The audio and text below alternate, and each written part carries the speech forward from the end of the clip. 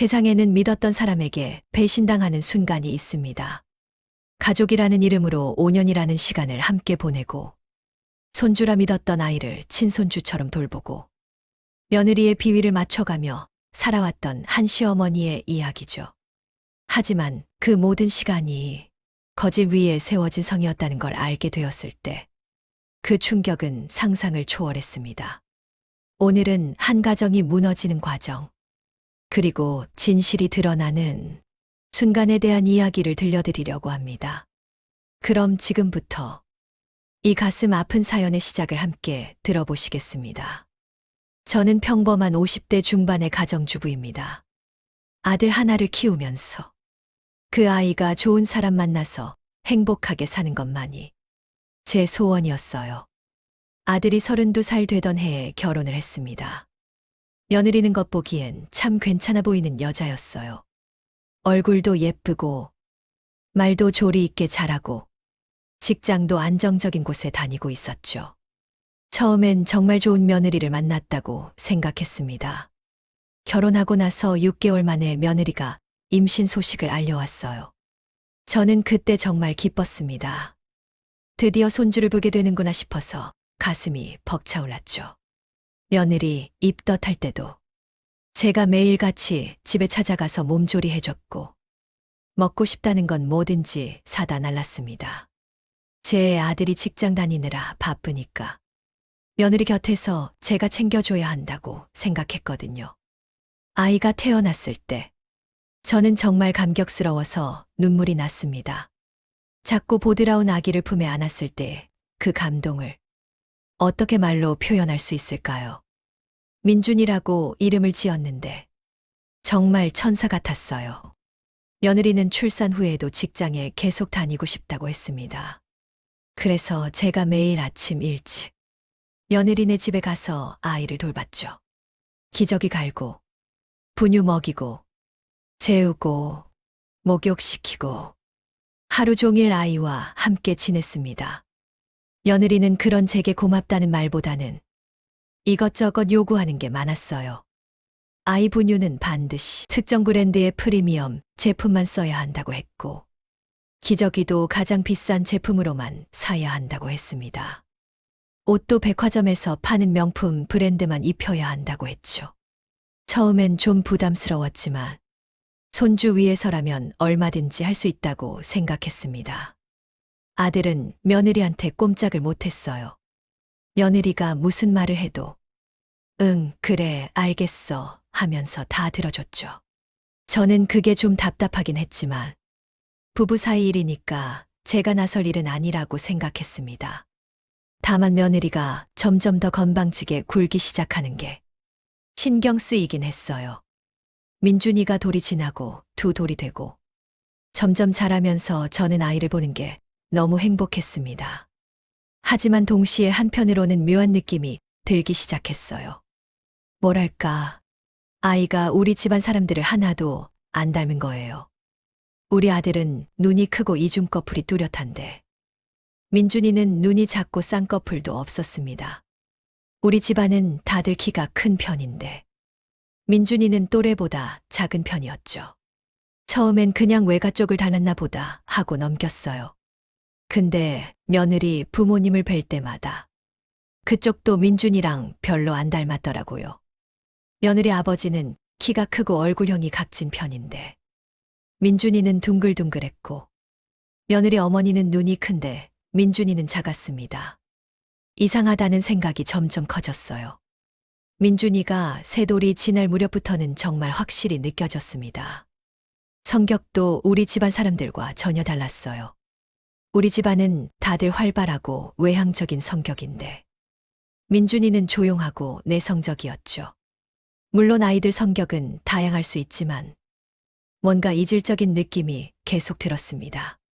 그러던 어느 날이었어요. 며느리가 또 주말에 친구들이랑 여행 간다면서 민준이를 맡기더라고요. 이미 몇 번째였습니다. 한 달에 두세 번씩은 꼭 친구들이랑 어디 간다고 아이를 저한테 맡기고 가더라고요. 며느리는 제게 아이를 맡기면서도 어머니, 민준이 간식은 꼭 유기농으로만 주세요. 그리고 TV는 절대 안 돼요. 교육용 영상만 보여주시고요. 아, 그리고 저녁은 6시 정각에 먹여야 해요. 이런 식으로 이것저것 지시를 했습니다. 저는 그날도 그래, 알았어. 걱정 마 하면서 며느리를 보냈어요. 근데 며느리가 가고 나서 민준이를 보는데 갑자기 가슴이 철렁했습니다. 이 아이가 정말 우리 손주가 맞을까 하는 생각이 머릿속을 떠나지 않았죠. 그날 밤 잠을 제대로 못 잤습니다. 계속 생각이 났거든요. 만약 정말 민준이가 우리 손주가 아니라면 어떡하지? 아니야, 그럴 리가 없어. 내가 너무 예민한 거야. 이런 생각들이 머릿속에서 계속 맴돌았습니다.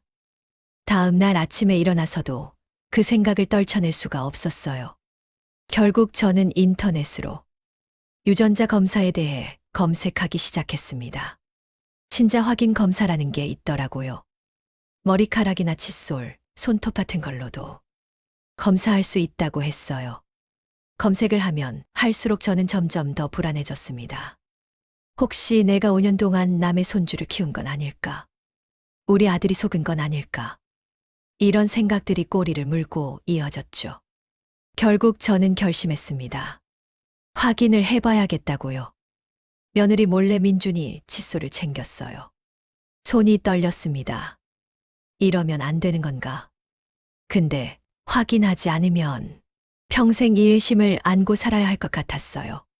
칫솔을 지퍼백에 넣고 우리 아들 머리카락도 몇 가닥 뽑아서 따로 봉투에 담았습니다. 검사소를 찾아가는 길이 너무 멀게 느껴졌어요. 차를 운전하면서도 손에 땀이 났습니다. 검사소에 도착해서 접수를 하고 검체를 제출했죠. 직원이 결과는 일주일 후에 나옵니다. 하고 말했을 때 저는 그 일주일을 어떻게 보내야 할지 막막했습니다.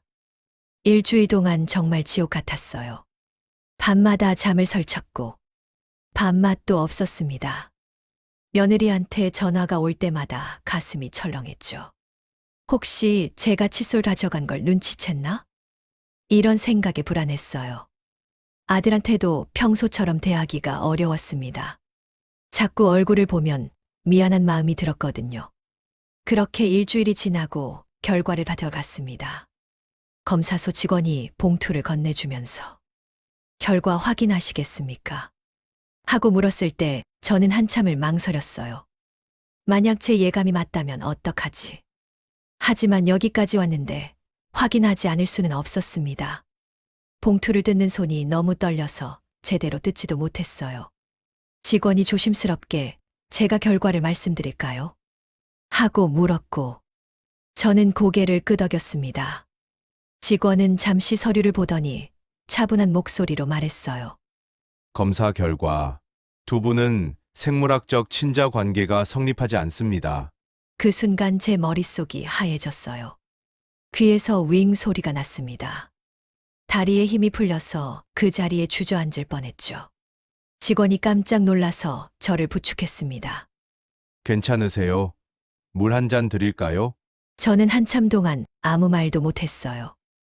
머릿속으로 지난 5년이 주마등처럼 지나갔습니다. 민준이를 처음 안았을 때, 첫걸음말을 할 때 손을 잡아줬던 순간, 아플 때 병원에 데리고 갔던 날들, 재롱 부리는 걸 보며 웃었던 시간들. 그 모든 게 거짓이었다는 게 믿기지 않았어요. 검사소를 나와서 차에 앉았는데 눈물이 주르륵 흘렀습니다. 화가 나는지 슬픈지 분간이 안 됐어요. 5년 동안 제가 뭘 한 거죠? 남의 아이를 친손주처럼 키운 거였어요. 우리 아들은 지금도 그 아이가 자기 친자식인 줄 알고 있겠죠. 며느리가 우리를 어떻게 생각한 걸까요? ATM기, 무료 베이비시터. 저는 차 안에서 한참을 울었습니다. 지나가던 사람들이 저를 쳐다봤지만 신경 쓸 겨를이 없었어요. 집에 돌아와서도 정신을 차릴 수가 없었습니다. 거실 소파에 앉아서 멍하니 있는데 핸드폰이 울렸어요. 며느리였습니다. 어머니, 오늘 저녁에 민준이 좀 봐주실 수 있으세요? 회식이 있어서요. 평소 같았으면 그래, 데려와 했을 텐데 그날은 입에서 말이 나오지 않았어요. 어머니, 거기 계세요? 응, 알았어. 데려와. 전화를 끊고 나서 저는 생각했습니다. 이걸 어떻게 해야 하지? 아들한테 말해야 하나? 근데 증거가 더 필요한 것 같았어요. 며느리가 정말 우리 아들을 속인 건지, 그 아이의 친아버지가 누군지 알아내야 했습니다. 그날부터 저는 며느리를 조사하기 시작했어요. 며느리의 SNS 계정을 들어가 봤습니다. 예전 게시물들을 하나하나 뒤져봤죠. 결혼 전 사진들을 보는데 뭔가 이상한 게 눈에 띄었어요. 며느리가 결혼하기 1년 전쯤 찍은 사진들이 있었는데 같은 남자가 계속 나오더라고요. 사진 속 남자는 며느리와 굉장히 친밀해 보였습니다. 어깨동무를 하거나 함께 여행을 가거나 식당에서 마주 앉아 있는 사진들이었죠. 며느리는 그 남자 얼굴을 태그하지 않았지만 다른 친구가 올린 사진에서 그 남자 이름을 찾을 수 있었어요. 이강민이라는 사람이었습니다. 저는 그 이름으로 검색을 해봤어요. 페이스북 계정이 나오더라고요. 프로필 사진을 보는 순간 저는 깜짝 놀랐습니다. 민준이랑 닮았어요.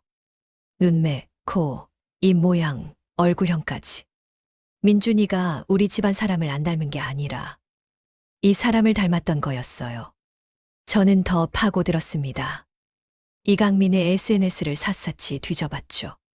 며느리와 함께 찍은 사진들이 많았어요. 5년 전, 6년 전 게시물들이었습니다. 며느리가 우리 아들을 만나기 전에 이 남자와 연애를 했던 거예요. 더 놀라운 건 그 다음이었습니다. 며느리가 결혼하기 직전까지도 이 남자와 만났더라고요. 결혼 3개월 전에 찍은 사진도 있었고, 결혼 한 달 전 게시물에도 서로 댓글을 주고받았던 흔적이 남아 있었습니다. 저는 며느리가 결혼 전에 살던 주소를 알아냈어요. 아들한테 물어봤더니 강동구에 있는 오피스텔이라고 하더라고요. 저는 그 오피스텔을 찾아갔습니다. 관리실에 가서 제 며느리가 예전에 여기 살았는데 혹시 옆집에 누가 살았는지 아세요? 하고 물었죠. 관리실 아저씨가 기록을 뒤져보더니 아, 여기요? 옆집은 이강민이라는 남자분이 살았는데 지금은 이사 가셨어요. 하고 말했습니다. 그 순간 모든 퍼즐이 맞춰졌어요.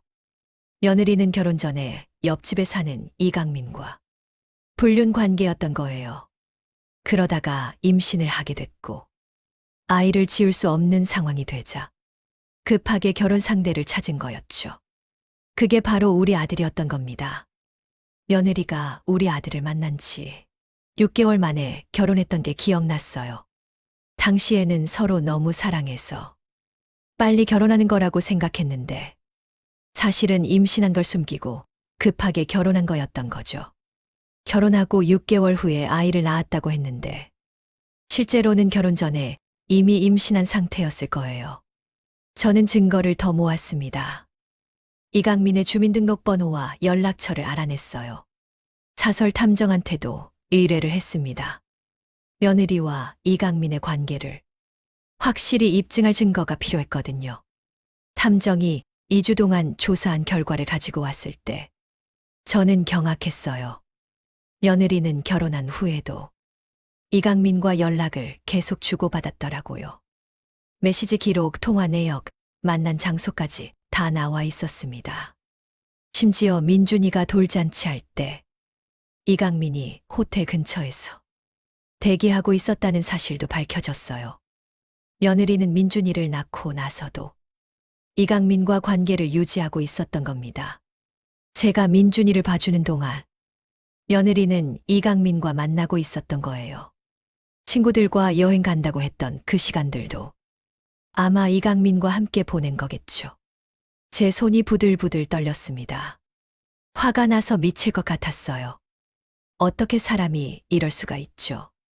5년 동안 저를 바보로 만든 거예요. 우리 아들을 호구로 만들고 저를 무료 베이비시터로 부려먹으면서 뒤에서는 불륜 남자랑 계속 만나고 있었던 거잖아요. 저는 더 확실한 증거를 위해 이강민의 유전자 검사도 진행했습니다. 탐정이 이강민이 버린 담배꽁초를 구해왔어요. 그걸 가지고 검사소에 가서 민준이와의 친자 검사를 의뢰했죠. 결과가 나오기까지 또 일주일을 기다려야 했습니다. 그 일주일 동안 저는 며느리 얼굴을 볼 때마다 속이 부글부글 끓었어요. 근데 참아야 했습니다. 확실한 증거를 모두 모을 때까지는 들키면 안 됐거든요. 며느리는 여전히 저한테 이것저것 요구했어요. 어머니, 이번 주말에도 민준이 좀 봐주세요. 제가 친구 결혼식 가야 해서요. 저는 이를 악물고, 그래, 알았어, 하고 대답했습니다. 민준이를 보면서도 마음이 복잡했어요. 이 아이는 죄가 없잖아요. 아이가 뭘 알겠어요. 근데 이 아이를 보면 자동으로 이강민 얼굴이 떠올라서 속이 쓰렸습니다. 드디어 이강민과 민준이의 친자 검사 결과가 나왔어요. 예상대로였습니다. 99.9% 확률로 친자 관계가 맞다고 나왔죠. 이제 모든 증거가 다 모였습니다. 며느리가 우리 가족을 속였다는 걸 입증할 수 있는 완벽한 증거들이었어요. 저는 변호사를 찾아갔습니다. 이혼 소송과 손해배상 청구를 준비하기 위해서였죠. 변호사는 제가 가져온 증거들을 보더니 이 정도면 충분합니다. 자기 결혼으로 입증할 수 있고 양육비 반환 청구도 가능합니다. 하고 말했어요. 양육비 반환 청구라는 게 있더라고요. 친자가 아닌 아이를 자기 아이로 알고 키웠을 경우 그동안 들어간 양육비를 청구할 수 있다는 거예요. 저는 지난 5년 동안 민준이한테 쓴 돈을 모두 계산했습니다. 분유값, 기저귀값, 옷값, 장난감, 유모차, 카시트, 병원비, 어린이집비. 모든 영수증을 모았어요. 명품 브랜드 옷만 고집했던 며느리 때문에 옷값만 해도 수백만 원이 들어갔죠. 유기농 식품, 프리미엄 분유, 고급 기저귀. 며느리가 요구한 모든 것들을 다 계산해 보니까 금액이 어마어마하게 나왔습니다. 제가 5년 동안 아이를 돌본 인건비도 청구하기로 했어요. 변호사가 베이비시터를 고용했다며 들어갔을 비용을 산정할 수 있습니다. 하고 말했거든요. 하루 8시간씩 5년 동안 돌봤으니까 금액이 상당했죠. 정신적 피해에 대한 위자료도 청구하기로 했습니다. 5년 동안 속아서 남의 아이를 키운 것에 대한 정신적 고통, 우리 가족이 받은 모욕과 배신감, 이 모든 걸 돈으로 환산했어요. 변호사는 총 청구액이 2억 원 정도 나올 것 같습니다. 하고 말했습니다. 2억 큰 돈이죠. 근데 그게 중요한 게 아니었어요. 저는 며느리가 치러야 할 대가를 정확히 받아내고 싶었던 겁니다. 이혼 서류와 손해배상 청구 소송장을 준비하는 동안 저는 아들한테 어떻게 말해야 할지 고민했어요. 우리 아들이 얼마나 충격을 받을까요? 5년 동안 자기 아들이라고 믿었던 아이가 사실은 남의 자식이라는 걸 알게 되면 어떤 기분일까요? 저는 며느리를 직접 불러서 이야기하기로 결심했습니다. 아들도 함께 있는 자리에서 모든 걸 밝히기로 했죠.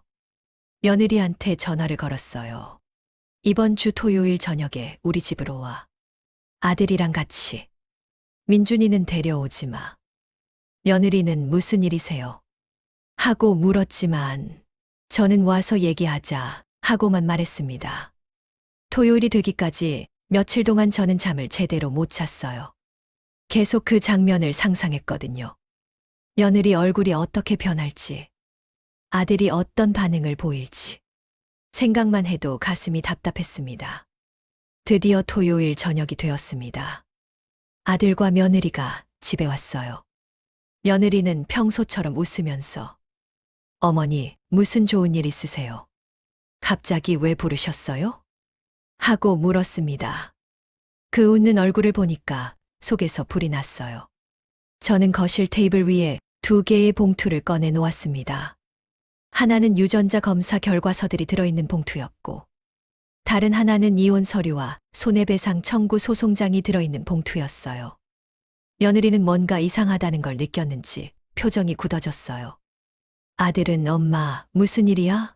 하고 물었죠. 이거 열어봐라. 저는 첫 번째 봉투를 며느리 앞으로 밀었습니다. 며느리는 손이 떨리는 걸 억지로 참으면서 봉투를 열었어요. 서류를 꺼내서 읽기 시작하더니 얼굴이 새하얗게 변했습니다. 이게 뭐예요? 보면 모르나. 유전자 검사 결과야. 민준이가 우리 아들 친자식이 아니라는 증거지. 그 순간 아들이 벌떡 일어섰어요. 뭐라고?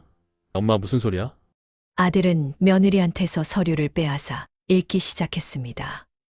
한 줄 한 줄 읽어 내려가면서 아들 얼굴이 점점 굳어갔어요. 이게 진짜야? 민준이가 내 아들이 아니라고? 며느리는 아무 말도 못했습니다. 고개를 숙인 채 손만 부들부들 떨고 있었죠. 아들이 소리쳤어요. 대답해. 이게 진짜냐고. 며느리는 그제야 입을 열었습니다. 미안해. 떨리는 목소리로 계속 미안하다고만 말했어요. 미안하다는 말로 끝낼 일이야? 5년 동안 나를 속인 거야? 민준이가 내 아들이 아니라는 걸 알면서도 계속 숨긴 거야?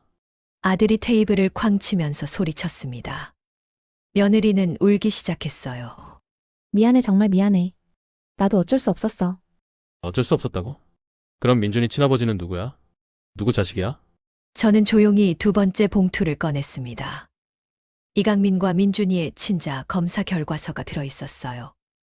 이강민이라는 사람이더라. 내가 결혼하기 전에 만났던 남자. 옆집에 살던 그 남자. 며느리는 완전히 무너졌습니다. 바닥에 주저앉아서 울기 시작했죠. 미안해. 나쁜 년이에요. 죽을 죄를 지었어요. 아들은 멍하니 서 있었어요. 충격이 너무 커서 제대로 반응도 못하는 것 같았습니다. 저는 아들을 소파에 앉히고 물을 한 잔 건넸어요. 들어봐라. 내 며느리는 결혼 전에 이강민이라는 남자와 동거하다시피 했어. 그러다가 임신을 했고 아이를 지울 수 없게 되자 급하게 결혼 상대를 찾은 거야. 그게 바로 너였어. 아들은 물잔을 들고 있다가 그대로 떨어뜨렸어요. 물이 바닥에 쏟아졌지만 아무도 신경 쓰지 않았습니다. 며느리는 계속 울면서 미안해만 반복했죠. 그리고 더 가관인 건 말이야. 결혼한 후에도 그 남자랑 계속 연락하고 만났어. 내가 조사를 다 해봤어.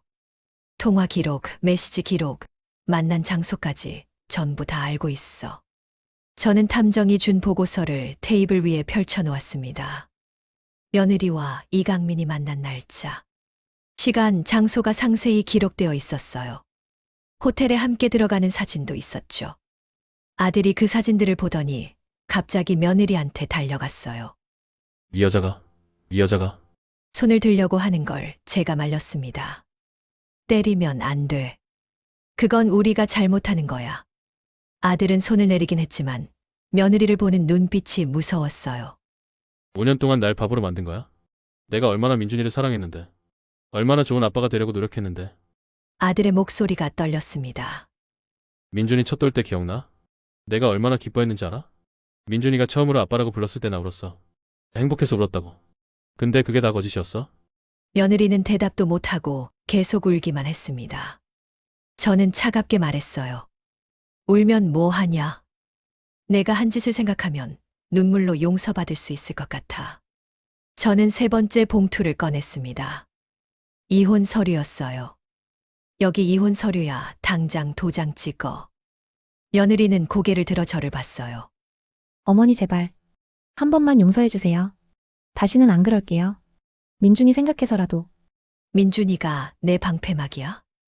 민준이는 내 잘못이 아니라고? 내가 민준이한테 한 짓을 생각해봐. 친아버지도 모르는 아이로 키운 게 누구야? 며느리는 더 이상 할 말이 없었는지 고개를 떨구었습니다. 저는 계속 말했어요. 그리고 여기 손해배상 청구 소송장이야. 지난 5년 동안 민준이한테 쓴 돈 전부 다 토해내라. 양육비, 생활비, 교육비, 내가 아이 돌본 인건비까지 전부 다. 변호사가 작성한 청구 내역서를 보여줬습니다. 금액을 본 며느리가 깜짝 놀라더라고요. 이렇게 많이요? 많아? 5년 동안 우리 가족을 속이고 살면서 받은 혜택을 생각하면 적은 거야. 여기에 정신적 피해 위자료도 포함됐어. 총 2억 원. 한 푼도 깎아줄 생각 없으니까 준비해. 며느리는 바닥에 엎드려서 빌었어요. 어머니, 제발. 저한테 그런 돈이 어디 있어요? 제발 용서해 주세요. 제가 잘못했어요. 용서, 지금 용서를 바라는 거야. 5년 동안 우리를 속인 게 용서받을 수 있는 일이라고 생각해. 아들이 조용히 말했습니다. 엄마 이혼 서류 줘. 내가 도장 찍게. 아들은 떨리는 손으로 이혼 서류에 도장을 찍었어요. 그러고는 며느리한테 서류를 내밀었죠. 너도 찍어. 우리 이제 끝이야. 며느리는 울면서 도장을 찍었습니다. 그렇게 5년간의 결혼 생활이 끝났어요. 며느리는 일어서려고 했지만 다리에 힘이 없어서 제대로 서지도 못했죠. 민준이는 어떻게 하죠? 저는 차갑게 대답했습니다. 그건 내가 알아서 해. 친아버지한테 가서 양육비 받든지 말든지. 우리는 이제 상관없어. 며느리는 비틀거리며 집을 나갔어요. 문이 닫히는 소리가 들렸고 거실은 침묵에 잠겼습니다. 아들은 소파에 앉아서 멍하니 천장만 바라봤어요. 엄마는 어떻게 하면 좋아? 저는 아들 옆에 앉아서 손을 잡아줬습니다. 괜찮아, 다 잘 될 거야. 시간이 지나면 나아질 거야. 민준이가 자꾸 생각나. 내 아들이 아니라는 걸 알면서도 5년 동안 키웠잖아. 정이 들었어. 그 애는 내 아들이 아니야. 내가 속은 거지. 미련 가질 필요 없어. 아들은 한참을 울었습니다. 저도 같이 울었어요. 우리 모자는 그날 밤 새도록 거실에 앉아 있었습니다. 며칠 후 며느리한테서 연락이 왔어요. 손해배상금을 분할로 내겠다고 했습니다. 한꺼번에 낼 돈이 없다는 거였죠. 저는 변호사와 상의해서 조건을 제시했습니다. 매달 500만 원씩 3년간 동안 내라. 단 한 달이라도 밀리면 전액 즉시 청구할 거고 재산, 가압류 들어갈 거야. 며느리는 울면서 알겠습니다. 하고 대답했어요. 그렇게 합의가 됐습니다. 매달 500만 원씩 받기 시작했죠. 처음 몇 달은 제때 돈이 들어왔어요. 근데 6개월쯤 지나니까 입금이 늦어지기 시작했습니다. 저는 바로 변호사한테 연락했고 변호사가 며느리한테 경고장을 보냈어요. 며느리는 황급히 돈을 입금했습니다. 그러면서 죄송합니다. 직장에서 월급이 늦게 나와서. 이런 핑계를 댔죠. 저는 다음부터는 기한 지키라고만 말했습니다. 아들은 그 후로 한동안 방에만 틀어박혀 있었어요. 회사도 일주일이나 휴가를 냈습니다. 밥도 제대로 안 먹고 술만 마시더라고요. 저는 아들이 너무 걱정됐어요. 아들아, 밥 좀 먹어. 이러다가 몸 망가져. 엄마 나 밥맛이 없어. 자꾸 민준이 생각나. 그 애 생각하지 마. 이제 남이야. 남이라는 게 머리로는 알겠는데 가슴으로는 안 받아들여져. 아들의 고통을 보는 게 저는 너무 힘들었어요. 차라리 제가 아파도 아들만 괜찮으면 좋겠다는 생각이 들었습니다. 몇 주가 지나고 아들이 조금씩 일상으로 돌아오기 시작했어요. 다시 출근을 시작했고 친구들도 만나기 시작했죠. 근데 예전 같지는 않았습니다. 웃는 모습도 많이 줄었고 말수도 적어졌어요. 어느 날 아들이 제게 말했습니다. 엄마 나 이사 갈래. 여기 있으면 자꾸 민준이 생각나. 그래, 그게 좋겠다. 새로운 곳에서 새로 시작해. 아들은 한 달 후에 이사를 갔어요. 집도 정리하고 민준이와 관련된 물건들은 전부 버렸습니다. 사진도 다 지웠죠. 흔적을 남기지 않으려고 했던 것 같아요. 저는 며느리가 민준이를 어떻게 키우는지 궁금하기도 했습니다. 근데 알려고 하지 않았어요. 관심을 끊기로 했거든요. 다만 매달 500만 원이 제때 들어오는지만 확인했죠. 1년쯤 지났을 때 우연히 며느리를 길에서 봤어요. 민준이를 유치원에 데려다 주는 모습이었습니다. 민준이는 많이 컸더라고요. 저는 그냥 지나쳤습니다. 민준이가 저를 봤는지는 모르겠어요. 집에 와서 가슴이 먹먹했습니다. 5년 동안 키운 아이인데 이제는 남이 된 거죠. 근데 다시 생각해보면 처음부터 남이었던 거예요. 제가 착각했던 것뿐이죠. 며느리는 2년 동안은 꼬박꼬박 돈을 입금했어요. 근데 2년 반쯤 되니까 또 입금이 늦어지기 시작했습니다. 이번에는 한 달을 통째로 밀렸어요. 저는 바로 변호사한테 연락했죠. 재산 가압류 신청하세요. 변호사는 며느리 명의로 된 재산을 조회했습니다. 예금, 적금, 자동차. 있는 거 다 가압류를 걸었어요. 며느리가 황급히 연락 왔습니다. 어머니 죄송해요. 제가 실직을 해서 다음 달에 꼭 몰아서 드릴게요. 실직. 그건 내가 알 바 아니야. 계약서에 뭐라고 써 있어. 한 달이라도 밀리면 전액 즉시 청구한다고 했지. 제발 한 번만 봐주세요. 제가 정말 돈이 없어요. 없으면 만들어. 대출을 받든지 뭘 하든지. 나는 모르겠어. 며느리는 결국 친정에서 돈을 빌려서 밀린 돈을 갚았습니다. 그 후로는 다시 제때 입금이 됐어요. 아마 친정에서 지원을 해주는 것 같았습니다. 3년 반이 지나고 드디어 모든 돈을 다 받았어요. 2억 원. 저는 그 돈을 아들 명의로 된 통장에 넣어뒀습니다. 이건 내가 나중에 재혼할 때 쓰려. 엄마 나 재혼 안 할 거야. 지금은 그렇게 생각하겠지. 근데 시간이 지나면 달라질 거야. 아들은 그 후로 몇 년 동안 혼자 살았어요. 연애도 안 하고 결혼 생각도 안 하더라고요. 저는 그게 걱정이었습니다. 며느리 때문에 받은 상처가 너무 컸던 거죠.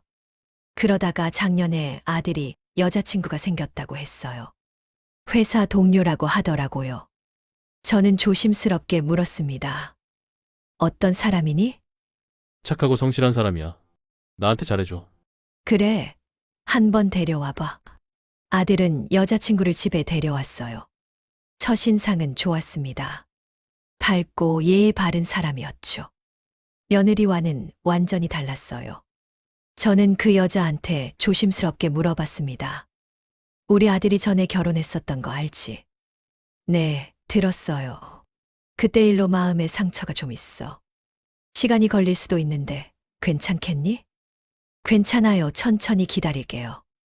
그 여자의 말에 저는 안심이 됐어요. 진심으로 우리 아들을 좋아하는 것 같았거든요. 아들은 1년 정도 사귀다가 작년 가을에 재혼했습니다.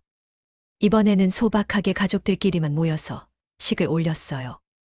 아들의 얼굴에 다시 웃음이 돌아왔습니다. 며느리. 아니, 이제는 새 며느리죠. 새 며느리는 전 며느리와는 정반대였어요. 욕심도 없고, 저한테도 잘하고, 무엇보다 진심으로 아들을 사랑하더라고요. 지난 일을 돌이켜보면 참 힘들었던 시간이었습니다. 5년 동안 정을 주고 키웠던 아이가 사실은 남의 아이였다는 것. 며느리한테 철저하게 이용당했다는 것. 우리 아들이 받은 상처. 이 모든 게 악몽 같았어요. 근데 그 악몽이 있었기에 지금의 행복이 더 소중하게 느껴집니다. 아들은 이제 정말 좋은 사람을 만나 행복하게 살고 있고, 저도 새 며느리와 좋은 관계를 유지하고 있어요. 예전 며느리는 어떻게 사는지 모르겠습니다. 궁금하지도 않고요. 민준이는 어떻게 자라고 있을지. 가끔 문득 생각나긴 하지만 이내 고개를 저어요. 그 아이는 이제 제 손주가 아니니까요. 며칠 전에 새 며느리가 임신 소식을 알려왔어요. 이번에는 진짜 제 손주가 생기는 거예요. 저는 너무 기뻐서 울었습니다. 이번에는 절대로 예전 같은 일이 없을 거예요. 아들한테 물었습니다. 행복하니? 응, 엄마 지금 정말 행복해. 그 말을 듣는 순간 지난 몇 년간의 고통이 다 보상받는 기분이었어요. 우리 가족은 힘든 시간을 이겨냈고, 이제 새로운 행복을 만들어가고 있습니다. 사람을 믿는다는 게 쉽지 않아요. 특히 한번 크게 배신당하고 나면 더욱 그렇죠. 근데 그렇다고 해서 영원히 마음의 문을 닫고 살 수는 없잖아요. 다시 믿고, 다시 사랑하고, 다시 시작하는 용기가 필요합니다. 우리 아들이 그 용기를 냈고, 지금은 진짜 행복을 찾았어요. 저도 새 며느리를 믿고 받아들였습니다. 물론 처음에는 조심스러웠죠. 또 속는 건 아닐까 하는 두려움도 있었고요. 근데 시간이 지나면서 새 며느리의 진심을 알게 됐습니다. 이 사람은 진짜로 우리 가족을 소중히 여기는 사람이구나. 우리 아들을 진심으로 사랑하는 사람이구나. 그런 확신이 들었어요. 이제 곧 태어날 손주를 생각하면 가슴이 두근거립니다. 이번에는 정말 제 손주예요. 혈육이죠. 얼마나 예쁠까요? 누구를 닮을까요? 건강하게만 태어나 주면 그것으로 충분합니다. 예전 일은 이제 잊으려고 노력합니다. 물론 완전히 잊히지는 않아요. 때때로 생각나고 가슴이 아프기도 하죠. 근데 그 아픔을 딛고 일어서는 게 중요한 거잖아요. 며느리는 제가 청구한 돈을 다 갚았습니다. 2억 원이라는 큰 돈이었죠. 그 돈으로 우리가 무엇을 얻었냐고요? 정의를 세웠다는 만족감? 복수를 했다는 쾌감? 아니요. 그런 건 별로 중요하지 않았어요. 중요한 건 우리가 더 이상 피해자로 남지 않는다는 거였습니다. 우리가 당한 부당함에 대해 정당한 보상을 받았다는 거죠. 그게 우리에게 심리적인 회복을 가져다 줬어요. 아들도 그 과정을 통해 상처를 치유할 수 있었습니다. 단순히 당하고만 있는 게 아니라 맞서 싸웠다는 것. 그리고 승리했다는 것이 아들에게 자존감을 되찾아줬어요. 세상에는 우리처럼 배신당하고 아파하는 사람들이 많을 거예요. 사기, 결혼, 불륜, 거짓말. 이런 일들이 비일비재하죠. 그런 분들한테 제가 드리고 싶은 말씀이 있습니다. 포기하지 마세요. 당신이 당한 부당함에 대해 정당하게 맞서 싸우세요. 법적으로든 어떤 방법으로든 당신의 권리를 찾으세요. 그게 바로 당신 자신을 지키는 길입니다. 그리고 다시 일어서세요. 한 번 넘어졌다고 해서 영원히 주저앉아 있을 필요는 없어요. 천천히 조금씩 다시 걸어가다 보면 어느새 새로운 길이 보일 겁니다. 이런 교훈들이 저희 가족을 더 강하게 만들었어요. 이제는 어떤 어려움이 와도 이겨낼 수 있을 것 같습니다. 우리는 이미 한 번 큰 시련을 극복했으니까요. 과거는 과거로 두고 현재와 미래에 집중할 거예요. 그리고 이 글을 읽는 분들 중에 혹시 저희와 비슷한 아픔을 겪고 계신 분이 있다면 포기하지 마시라고 말씀드리고 싶어요. 힘들겠지만 시간이 지나면 나아질 겁니다. 꼭 다시 행복해질 수 있어요. 우리가 그랬던 것처럼요.